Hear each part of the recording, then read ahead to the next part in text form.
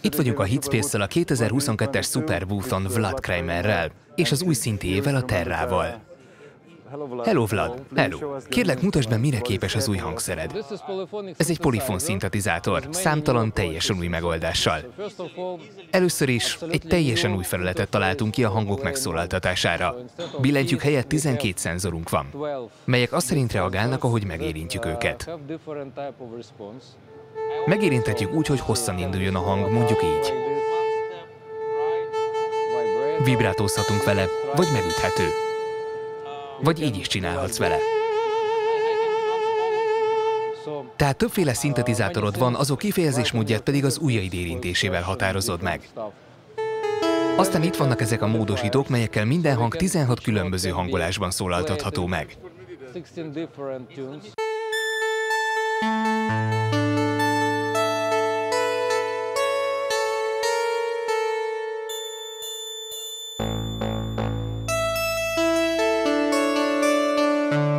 Ezzel a megoldással egy ilyen kompakt formában akár egy versenyzongora hangterjedelme is elérhető.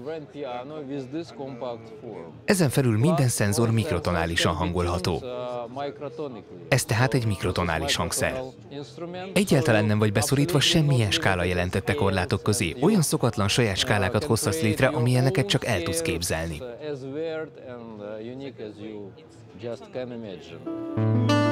Teljesen új módszerekkel tudsz hangzásokat kinyerni. Akkordokat foghatsz, dallamokat, szekvenciákat játszhatsz, olyan újfajta módokon, mint például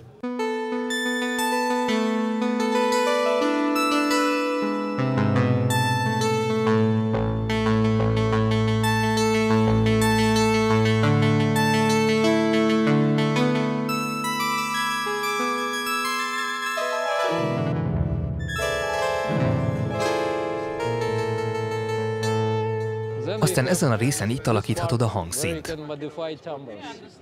A hangszer kialakításánál az ergonómia fő szempont volt. A szenzorok elhelyezése tökéletesen illeszkedik a tenyér és az ujjak természetes formájához. Egy teljes előadás megvalósítható úgy, hogy a karunk helyzete végig változatlan. Így tudjuk például a hangszínt befolyásolni.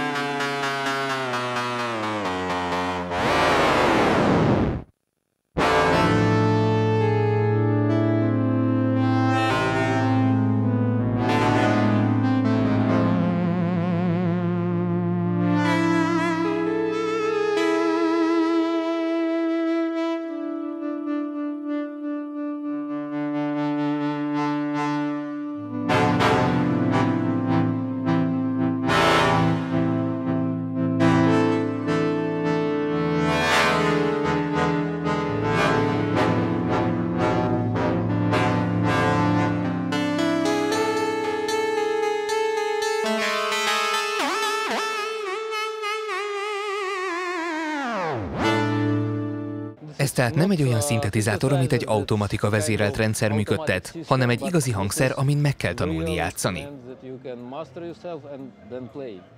Rengeteg különböző hangszín nyerhető ki pusztán csak ezen szenzorok érintésével. Ez az egyik legfontosabb vele kapcsolatban. A hangszín módosítása lehet akár a kompozíciót felépítésének egyik kulcseleme. Számomra ez nagyon izgalmas és legkiemelkedőbb része a szintézisnek. Tehát hangzások nagyon széles skálájának létrehozására képes. De nem egy komplex motor, amit sokféle módon lehet alakítani, hanem 32 független motor, mindegyik a saját egyéni szintézis képességeivel.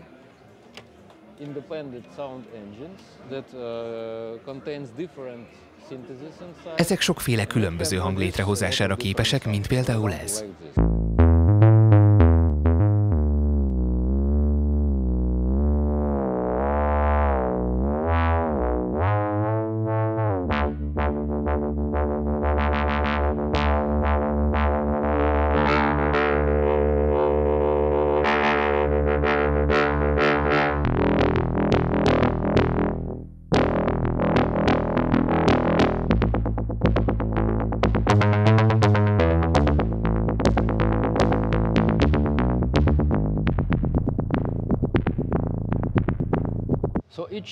Minden motor ezeket a szenzorokat kivéve 64 módosítóval rendelkezik. Mindegyikhez külön paramétert rendelhetünk, mint például kapcsolók különböző kombinációkban, vagy például ezek az LFO-k.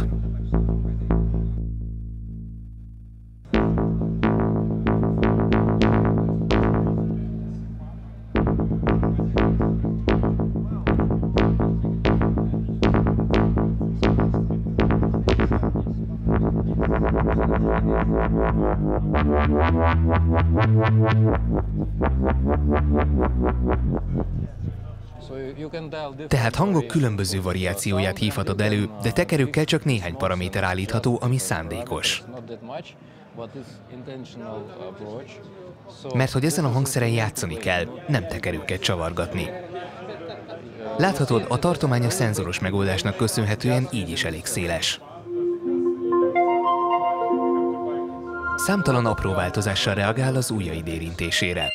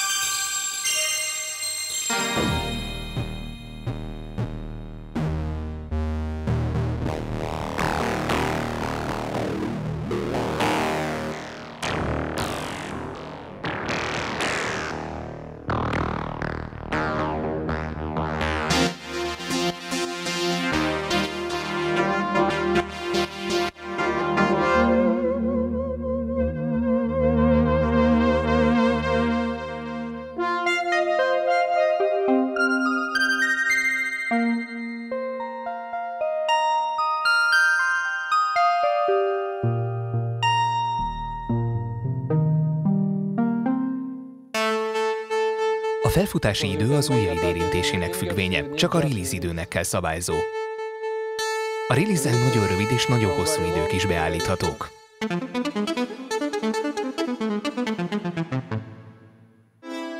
És van még késleltető és zengető effekt is.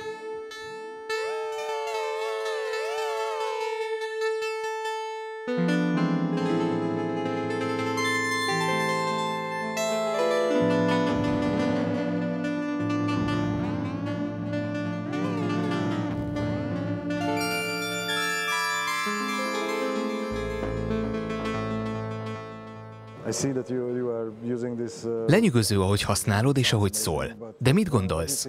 Milyen nehéz lehet eljutni profi szintre annak, aki csak most ismerkedik meg ezzel a hangszerrel? Azt hiszem, azon múlik, hogy mennyire neked való a hangszer.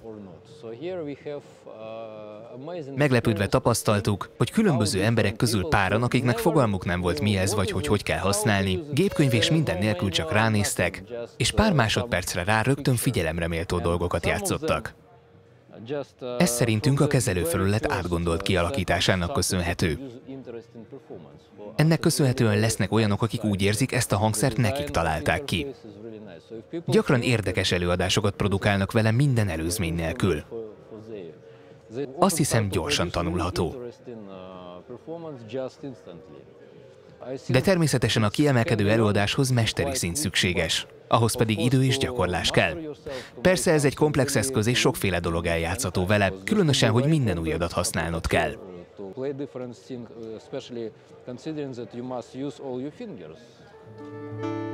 Jó, nem kötelező, de akár minden ujjadat használhatod.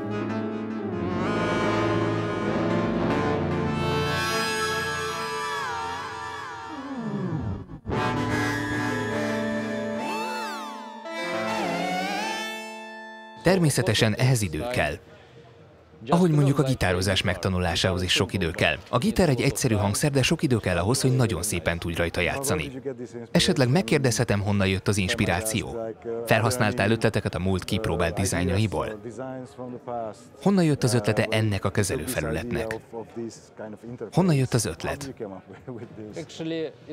Tulajdonképp lehet ez furcsán hangzik majd, de az ihlet túlnyomó része az akusztikus hangszerek világából jött. Nagy rajongója vagyok a klasszikus indiai zenének, az olyan hangszereknek, mint például a szarangi, vagy esetleg a tabla. Mondjuk doboknak, amiket játék közben azonnal át tudsz hangolni. Vagy olyan hangszerek, mint például a hang drum. A hang drum egy nagyon érdekes dologra hívta fel a figyelmem. A hang drumnak a véleményem szerint elég jelentős kultusza van. Nagyon egyszerű hangszer, és az embereket láthatóan boldoggá teszi, hogy mindössze 8 hangon játszhatnak egy ilyen hangszeren.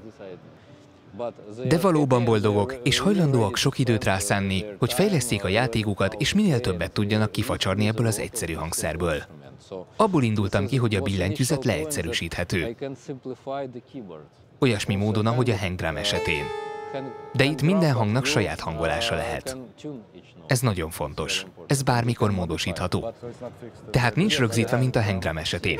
Igen, láthatod, milyen könnyű átállítani. Akár még játék közben is megváltoztathatod a hangolást. Lenyűgöző. Azt hiszem, ez a fajta minimalista megközelítés új lehetőségeket teremt. Nagy hatással volt rám a régi keleti akusztikus zene, mint például a hagyományos muszlim zene. Ott van benne az a rengetegféle árnyalat. Szeretném megjeleníteni ezeket a nüanszokat, ezt a rugalmasságot, és ezt a hatalmas eszközkészletét az önkifejezésnek. Például az indiai zene két hang összekötésére 50 különböző módot ismer. Az jó sok. 50 félét. Az indiai zenében 80 skála létezik. 80. Európában olyan 12-t ismerünk. Ők meg 80-at. Számomra ennek van értelme. Így megpróbálom ezt a változatosságot átültetni az elektronikus világra jellemző önkifejezések eszköztárába. Úgy hiszem, ezek ötvözete a legjobb. És ez csak kezelőfelület kérdése. Azon múlik, hogy lehet irányításunk alá rendelni a szintézisben rejlő hatalmas lehetőségeket.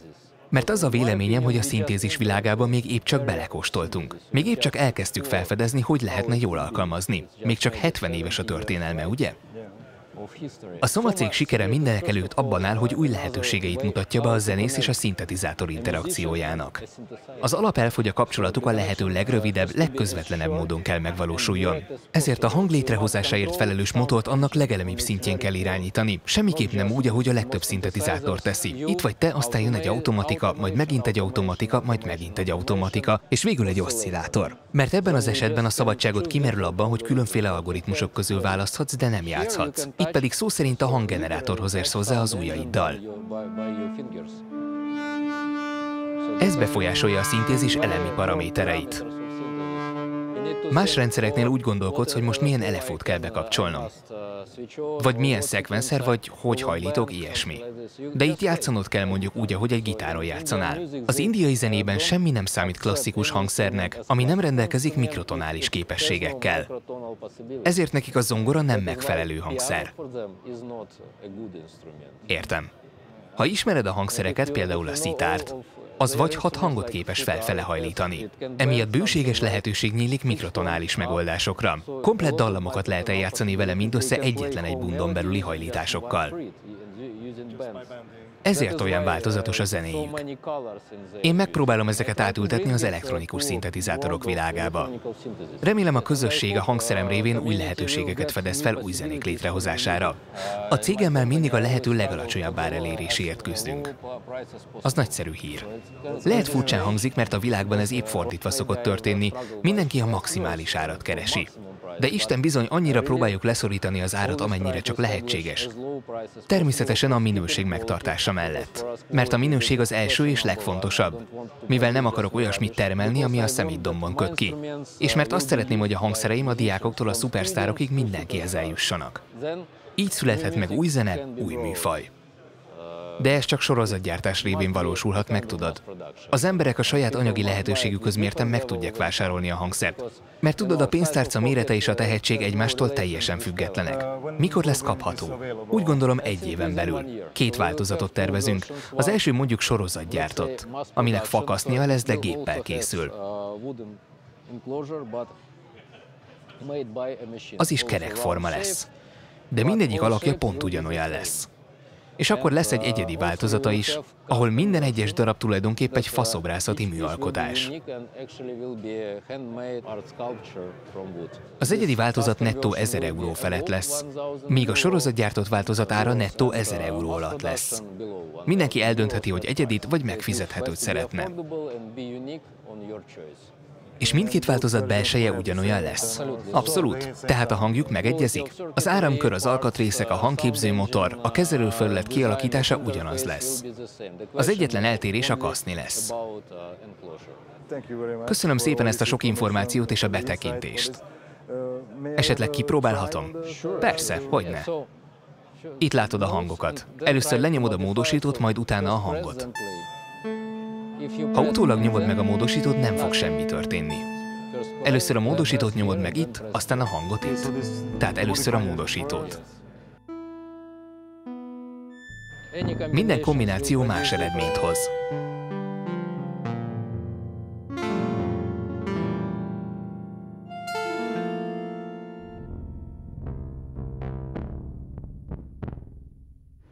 Nagyon szépen szól, és ezek ugye a Sound Engine módosítói. Igen, igen, ha már szól a hang, ezekkel módosíthatod.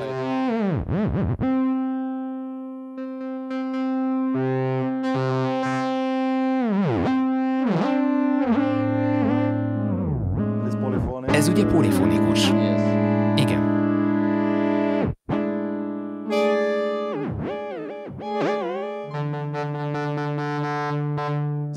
Ez a rész itt igencsak érzékeny. Bizony.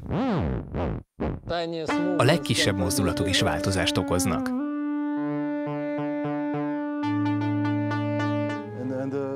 És hogy cseréled ki az egyes Sound Engine-eket?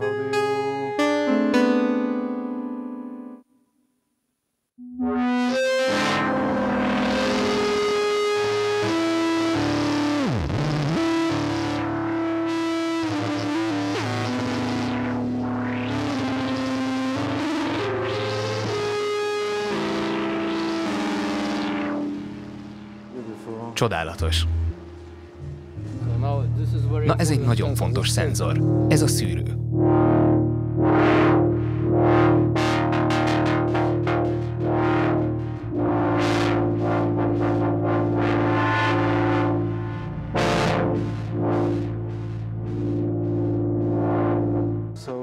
Tehát a különféle Sound Engine-ek száma 32.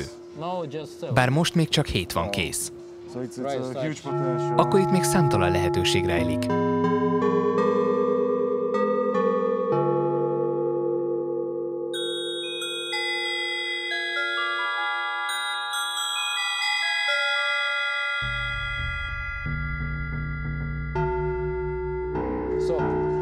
Úgy kényelmes, hogy az ujjaidat ide rakod, és ezeket a szenzorokat a hüvelykujjaddal éred el.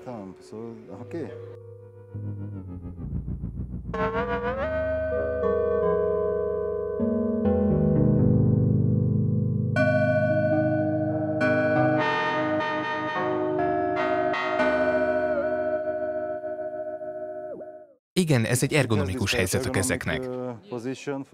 De természetesen nem spórolható meg a tanulás. Az izommemória nagyon fontos tényező itt is, ahogy az akusztikus hangszereknél is.